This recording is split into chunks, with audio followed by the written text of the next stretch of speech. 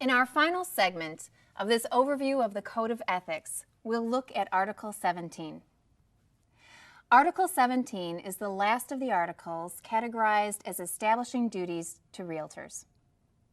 In previous segments, we've discussed the interrelationship and interaction between certain articles. For example, Article 3 requires realtors to cooperate with other brokers, except in those rare instances where cooperation isn't in a client's interests.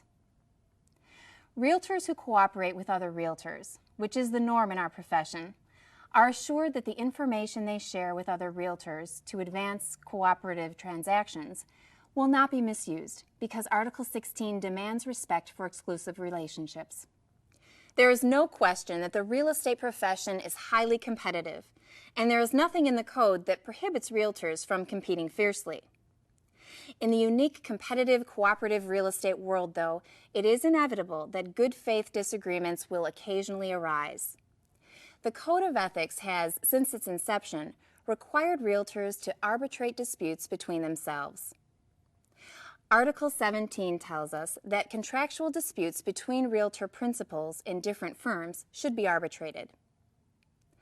Article 17 also requires realtors to arbitrate contractual disputes in instances when arbitration is requested by a realtor's client. Does this mean that every dispute between realtor principals in different firms must be arbitrated? No. The obligation to arbitrate is triggered by an arbitration request filed by either a realtor principal or by the client of a realtor. If the local association determines that an arbitrable dispute exists and that the matter is subject to mandatory arbitration, then Article 17 requires the respondent realtor principal to participate in arbitration.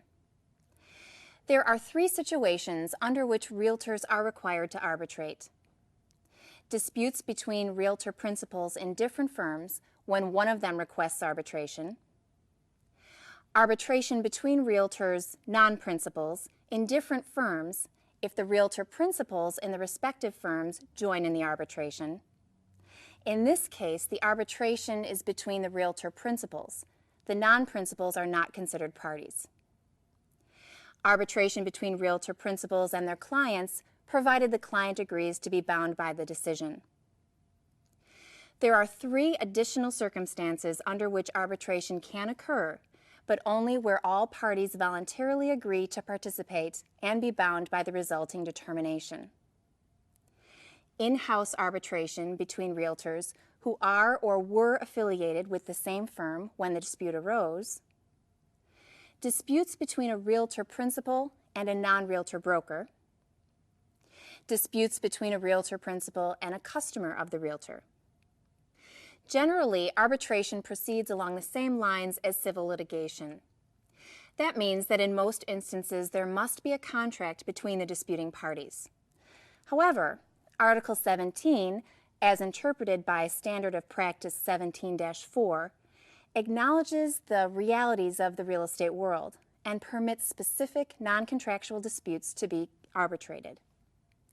These generally relate to procuring cause questions, where two or more cooperating brokers each believe they have a valid claim to cooperative compensation offered by the listing broker, generally but not always through MLS. The provisions of Standard of Practice 17-4, which interprets and explains Article 17, permits arbitration to occur between the two cooperating brokers, leaving the listing broker out of the arbitration loop. This doesn't mean the listing broker won't be named in an arbitration request where two or more cooperating brokers each believe that they were the procuring cause. Rather, it lets the requester or initiator of the arbitration request determine who the appropriate respondent will be. To have a complete understanding of Article 17 and its nuances, you will want to carefully review the article and each of its explanatory standards of practice. While arbitration is an economical and efficient alternative to litigation, it is not a perfect solution. Arbitration has been characterized by some as a win-lose proposition, since one party prevails or wins and the other party does not prevail. Put another way, they lose.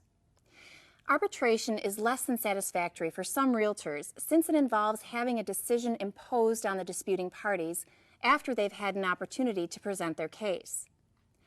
Hoping to find a more acceptable dispute resolution tool, the Realtor family in recent years has turned to mediation. Mediation is a simpler, faster,